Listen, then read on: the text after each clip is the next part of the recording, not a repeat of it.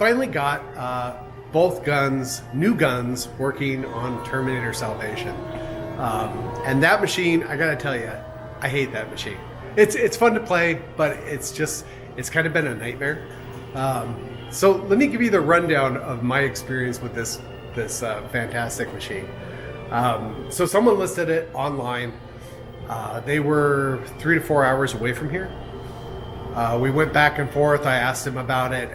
He's like, oh yeah, everything works, no problems. So we go out there to pick it up, and it's all disassembled. It's in like 3 or 4 different pieces. And I don't think he had the head there. So he's like, yeah, I guarantee. I thought I was going to be able to test it. He's like, oh yeah, I guarantee everything works perfectly. It works fine, no problem. I give you my word, the man of my word, blah blah blah. So then we had to try to get it in the car.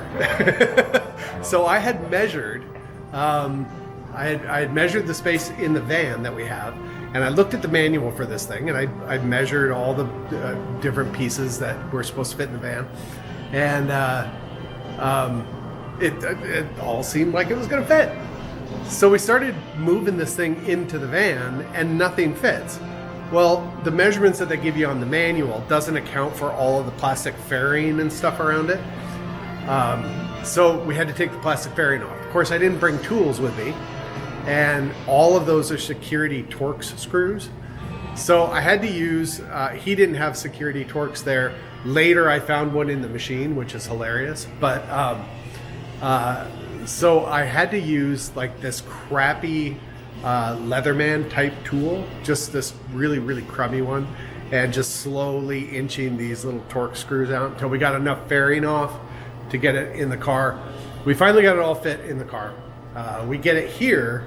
We actually had to take another section off. He actually had it in 1, 2, he had the monitor off of it, and then he had the lower section that actually separates it out into 2. So when we got it here, we couldn't fit it in the door, so we actually had to separate those 2 pieces apart. Got it in, got it set up, and the guns did not track. They were just horrible. So I messed around with that, trying to get that a little bit better. I got that a little bit better, but it wasn't great. And then it just stopped working. Like, I think literally it ran for about a week, and then it stopped working. And it ended up being the motherboard for the computer that's in it. It's got a Dell computer in it. Motherboard blew itself up.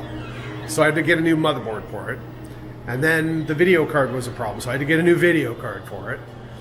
And so then I swapped her. I made a video. I swapped around some of the infrared transmitters that are up above the marquee. And that helped. That was much better.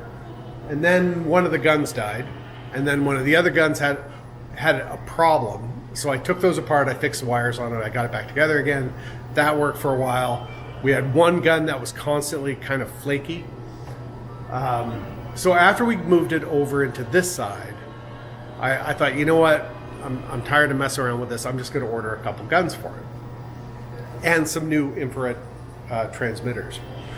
So I ordered those guns, and they were about $500 US, all in. I ordered the 2 guns, I ordered the 5 infrared emitters, all in here with exchange rate, shipping, and import duties.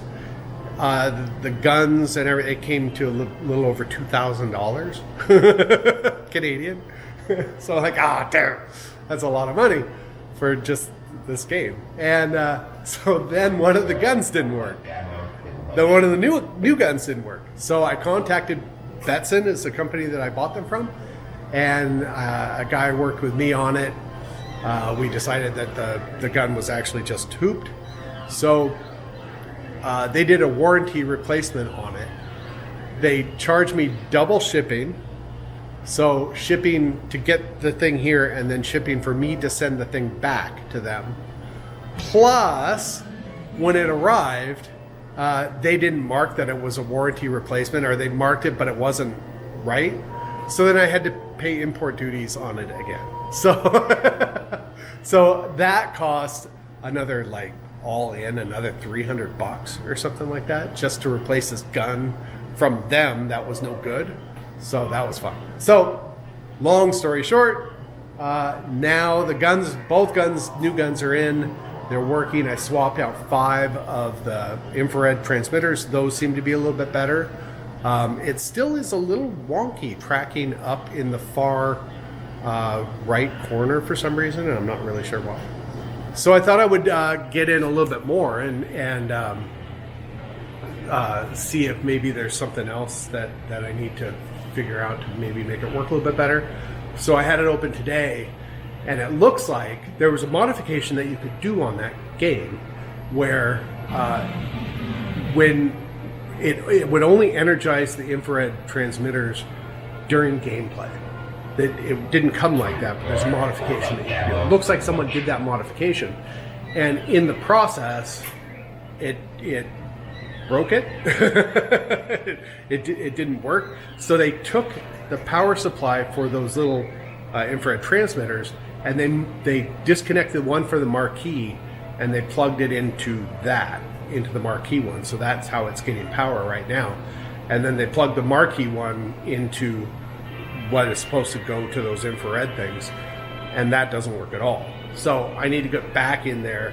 I don't know. I mean, I assume that it both uses either 5 or 12 volts, probably 12 volts.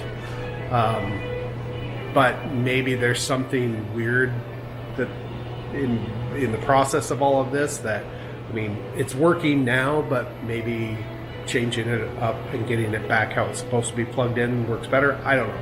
Still need to mess with it. But at the end of the day, it's working a bit better. Both guns are working. I am probably going to sell it now. Just I'm tired of that machine. I mean, people like it. It's kind of fun to play and stuff.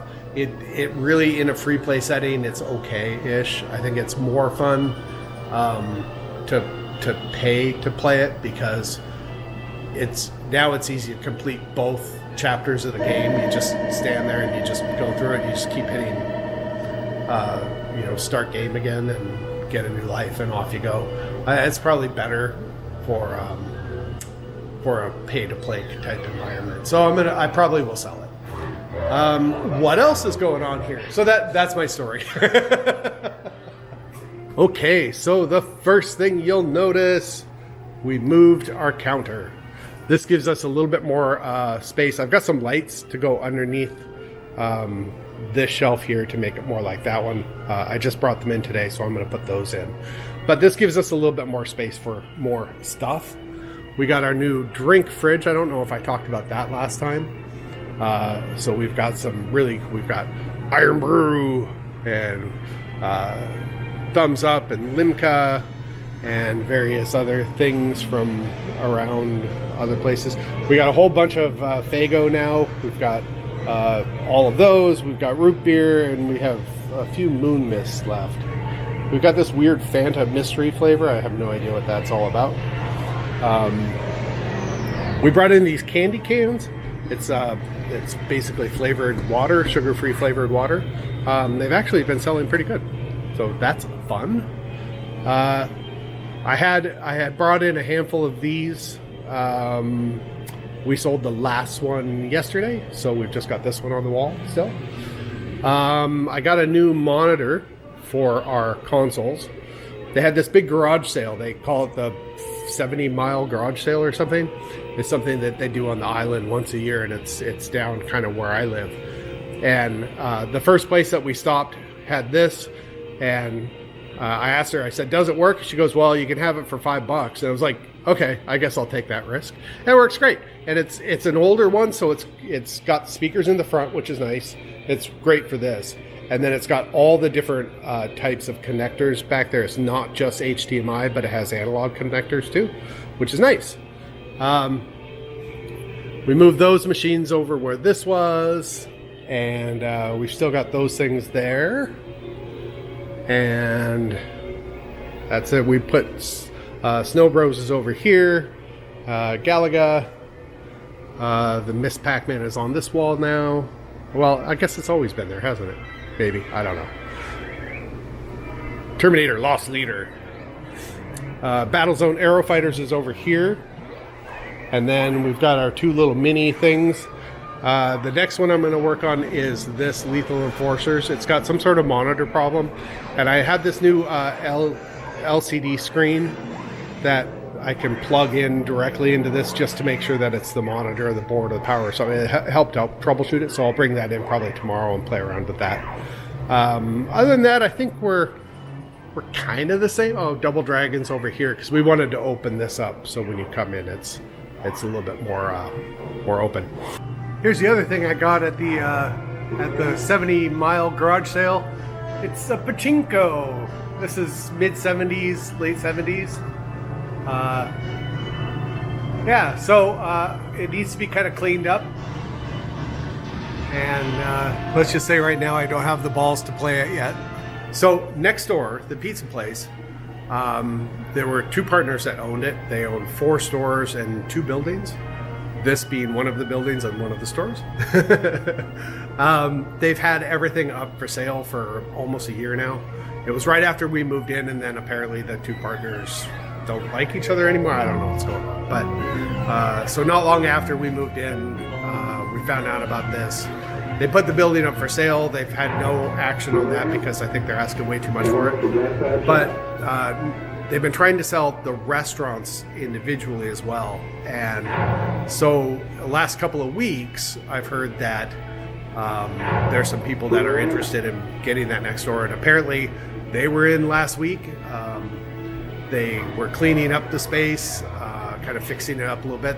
That other room where I used to have machines over there, they cleaned that all up. They put tables and chairs in there. So hopefully that's a sign of good things to come. Next door has been kind of going downhill pretty consistently since we moved in, and it's been kind of a bummer. But hopefully with these guys, they're kind of inspired, I think, to do well. So that'll be nice. And I met them. They seemed very nice and cordial.